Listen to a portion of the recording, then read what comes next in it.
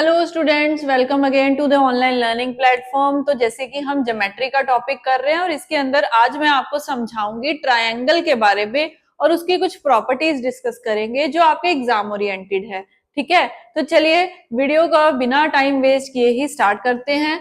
तो ये जैसे कि यहाँ पे आपको एक ट्रायंगल वर्ड लिखा दिख रहा है और उसके साथ में एक ट्रायंगल की शेप बनी दिख रही है। तो बिल्कुल बेसिक से स्टार्ट करते हैं। तो जब आपने यहाँ पे देखा जो ये शेप है, तीन लाइंस को जब हम एक साथ कनेक्ट कर देते हैं और दो लाइंस हमारी ऐसे और तीसरी वाली जो है हॉरिजॉन्टली होती है, जब वो कनेक्ट हो जाती हैं तो एक ट्रायंगल शेप बनती है ना। तो इस ट्रायंगल के अंदर आपको क्या क्या देखने को मिल रहा है? यहाँ पे हमें एक यहाँ कॉर्नर दिखने को मिल रहा है, एक यहाँ पे एक कॉर्नर है और एक यहाँ पे। तो ये बन कैसे रहा है? जब दो आर्म्स जो है वो आपस में एक दूसरे के साथ ज्वाइंट होती हैं, एक दूसरे के साथ कनेक्ट होती हैं, तो एक आपको पॉइंट दिखता है, एक कॉर्नर दिखता है।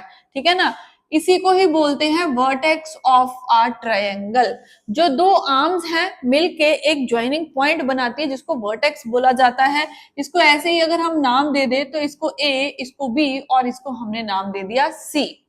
तो यहाँ पे तीन lines A B, B C and A C आपको देखने को मिलेंगी। सुनिए ध्यान से, ये जो साइड है ए बी, ये इसकी पहली साइड है ए बी एंड जो इसकी दूसरी साइड है वो है ए सी एंड ऐसे ही तीसरी साइड जो इसकी आप देखेंगे वो है बी सी। तो हमें यहाँ पे कितनी साइड्स टोटल देखने को मिली हैं? तो 3 साइड्स हमें यहाँ पे देखने को मिली हैं। और वर्टेक्स भी कितने हैं इसके? 3 ही वर्टेक्स हैं इसके एक ट्रायंगल के, राइट। और इसके अलावा जो आपके चैप्टर से रिलेटेड पॉइंट ज्योमेट्री में हमें समझना होता है वो एक तो होता है साइड से रिलेटेड एंड जो सेकेंड वन होता है वो होता है एंगल से रिलेटेड। तो जब हम इसके एंगल्स की बात करेंगे तो आपको यहाँ पे कितने एंगल्स देखने को मिलेंगे? तो देखिए, एंगल बनता कहाँ पे है? जहां पे दो आर्म्स एक दूसरे के साथ कनेक्ट होती हैं, एक दूसरे के साथ ज्वाइन होती हैं। तो वो कौन कौन से ज्वाइनिंग पॉइंट्स हैं हमने बात कर लिया, ए बी और सी। तो एक एंगल हमारा यहाँ पे बन रहा है और एक बी एंगल बन रहा है और एक एंगल बन रहा है सी। तो यहां से हमारे पास 3 एंगल्स निकल के आए, angle A, angle B and angle C यहाँ पे हमें देखने को मिला। तो 3 ही इसकी साइड्स होती हैं, 3 ही इसके वर्टेक्स होते हैं और 3 ही इसके एंगल्स होते हैं। ट्रायंगल के बारे में हमने समझ लिया। अभी आगे हम बात करते हैं ट्रायंगल की ही, जिसमें हम टाइप्स ऑफ ट्रायंगल देखेंगे। तो कितनी टाइप्स होती हैं किसी भी ट्रायंगल की? अगर हम बात करें साइड्स के रिलेटेड, तो ये जो मैं बात करने जा रही हूँ ये साइड से रिलेटेड है आपकी। तो अगर ऐसे बात करें तो यहाँ पे हमें 3 टाइप्स ऑफ ट्रायंगल देखने को मिलती है। सबसे पहली वाली स्केलन ट्रायंगल। स्केलन ट्रायंगल जो होती है वो किस टाइप की रहेगी? तो चलिए हम फटाफट से एक स्केलन ट्रायंगल को समझने की कोशिश करें। तो यस, ये मैंने एक ट्रायंगल बनाया। अभी मैं आपको बताऊंगी with the help of this picture, this triangle की स्केलन कौन सी टाइप होती है। तो देखिए, मैंने यहाँ पे ये जो 3 आर्म्स आप देख रहे हैं इनकी मेजरमेंट लिख दी। सपोज करिए ये है 5 सेंटीमीटर, ये है 6 सेंटीमीटर और ये हमारी है 7 सेंटीमीटर। अब यहाँ से आप क्या पकड़ पा रहे हो साइड्स के बारे में? जब मैं बोलूं कि क्या ये एक स्केलन ट्रायंगल है, तो जब तीनों की मेजरमेंट, तीनों साइड्स की मेजरमेंट अगर अलग रहेगी तो वो एक स्केलन ट्रायंगल होगी। यहाँ पे आप देखेंगे ए बी, बी सी और जो तीसरी हमारी साइड है दैट इज ए सी, वो तीनों ही एक दूसरे के इक्वल नहीं होंगी। तो वो ट्रायंगल कौन सी होती है? Scalene triangle. देखिए, ये जो आपका शॉर्ट वर्क है बेसिक, बिल्कुल ये आपको चाहे पता भी है, कई बार आपके एग्जाम में एग्जामिनर इनसे रिलेटेड क्वेश्चन भी पूछ लेता है, तो आपको इनके बारे में भी अच्छे से पता होना चाहिए। अगर हम बात करें हमारी दूसरी टाइप, इसको थोड़ा सा हम इधर साइड कर देते हैं क्योंकि ये हमारी दूसरी टाइप के नीचे आ रहा है। तो जस्ट अ सेकेंड, तो A B is not equal to B C is not equals to A C, ये लाइन हमने बोली थी ना अभी। अब अगर हम बात करें हमारी दूसरी ट्रायंगल, तो दूसरी यहाँ पे होती है आइसोसेलेस ट्रायंगल, है ना। तो आइसोसेलेस ट्रायंगल कौन सी होगी? उसके लिए भी हम एक ट्रायंगल बना ले यहाँ पे। तो ये हमारी सेकेंड ट्रायंगल है। अभी देखिए, स्केलर में तीनों की मेजरमेंट अलग थी। Isosceles triangle on the basis of side जो हमारी होगी, इसकी 2 मेजरमेंट बिल्कुल सेम रहेंगी। दैट इज, अगर ये 5 है ये 5 है, कोई भी 2, जरूरी नहीं है ये दोनों ही कोई भी दो साइड जिसकी इक्वल होती हैं और थर्ड साइड जिसकी अलग होती है उसको बोला जाता है आइसोसेलेस ट्रायंगल। हमने ये एग्जांपल बनाई, यहाँ हमने क्या फ्रेम सेट करा, एक साइड है हमारी ए बी और दूसरी हमारी बी सी एंड तीसरी हमारी ए सी। अब यहाँ एग्जाम्पल में हमें क्या देखने को मिल रहा है, हम उसके थ्रू बना लेते हैं उसके अकॉर्डिंग, बट मैं फिर रिपीट करूं, कोई भी दो साइड्स इक्वल हो सकती हैं, तीसरी अलग होनी चाहिए, ठीक है। तो ये दोनों ए बी और ए सी मेरी इक्वल थी, बी सी मेरी अलग थी, तो मैंने यहाँ पे क्रॉस लगा दिया। अभी हम हमारी थर्ड टाइप की बात करेंगे which is equilateral triangle. Equilateral, इसके तो नाम से ही पता चल रहा है, जो ट्रायंगल इक्वल रहती है, जिसकी तीनों साइड्स इक्वल रहती हैं, उसको इक्विलेटरल ट्रायंगल बोला जाता है। तो यहाँ पे हम इसको बना दें और इसकी मेजरमेंट अगर हम रख ले, ये भी 5 सेंटीमीटर, ये भी 5 सेंटीमीटर एंड ये तीसरी वाली भी 5 सेंटीमीटर। तो ये एक कौन सी टाइप की जो है आपके पास ट्रायंगल बन गई, तो ये हमारी इक्विलेटरल ट्रायंगल हमारी बन चुकी है।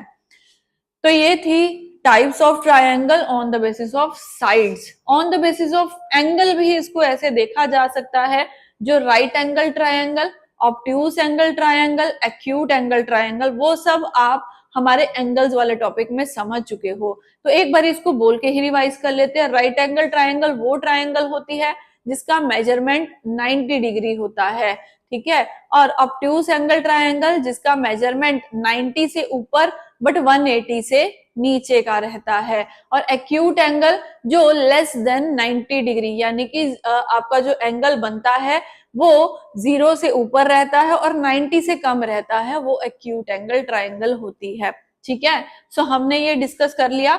अब हम बात करेंगे हमारे टॉपिक की जो एग्जाम में काफी ओरिएंटेड है, बट बेसिक मैंने फिर से बोला है, बेसिक समझना बहुत जरूरी है इसको कवर करने के लिए। सो हम one by one properties discuss करेंगे। देखिए पहले ही मैं बता दूं, ट्रायंगल की बहुत सारी प्रॉपर्टीज होती हैं, बट आपके एग्जाम से रिलेटेड कहां से क्वेश्चन बनते हैं, सिर्फ वही वाली प्रॉपर्टीज हम कवर करेंगे। आई एम सो सॉरी,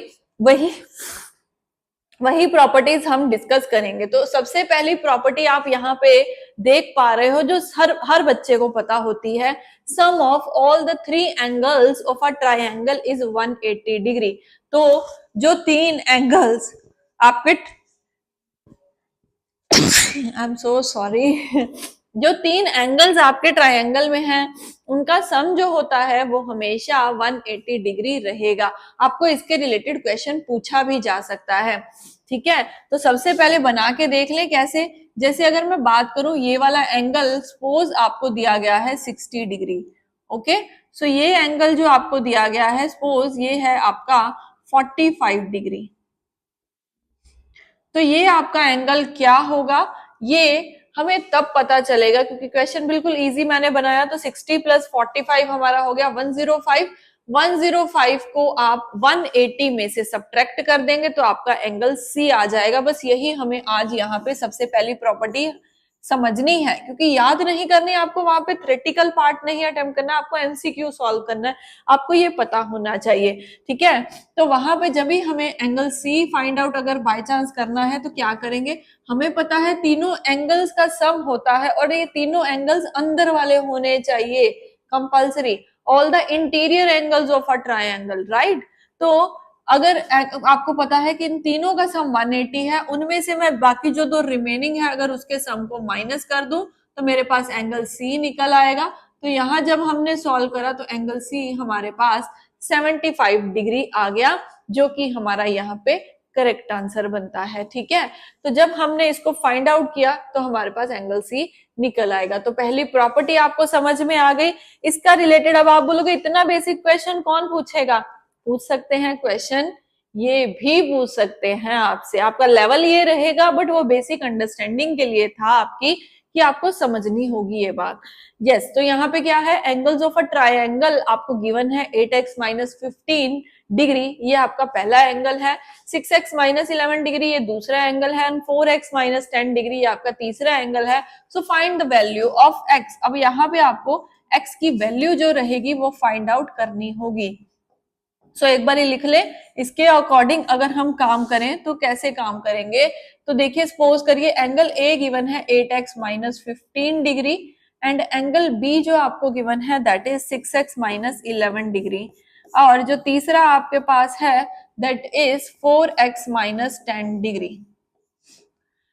अभी यहाँ पे आपको तीनों एंगल्स गिवन है, बट एंगल के बीच में हर एंगल में एक एक्स लगा हुआ आप देख पा रहे हैं, और आपको इसी एक्स की वैल्यू फाइंड आउट करनी है। तो कैसे करेंगे, जो आपको प्रॉपर्टी पता है ना वो यहाँ अप्लाई होगी, और आपको एक्स की वैल्यू फाइंड आउट करनी है। तो क्या होती है, angle A plus angle B plus angle C आपके पास रहेगा 180 डिग्री। अब एंगल ए हमारे पास है 8x minus 15 degree, angle B आपके पास है 6x माइनस 11 डिग्री, और एंगल सी आपके पास है 4x माइनस 10 डिग्री, राइट। और ये इन तीनों का सम है 180 डिग्री। तो जब हमने इसको सॉल्व करा तो 8x plus 6x 14x, 14x plus 4x यानी कि 18x ये हो गया।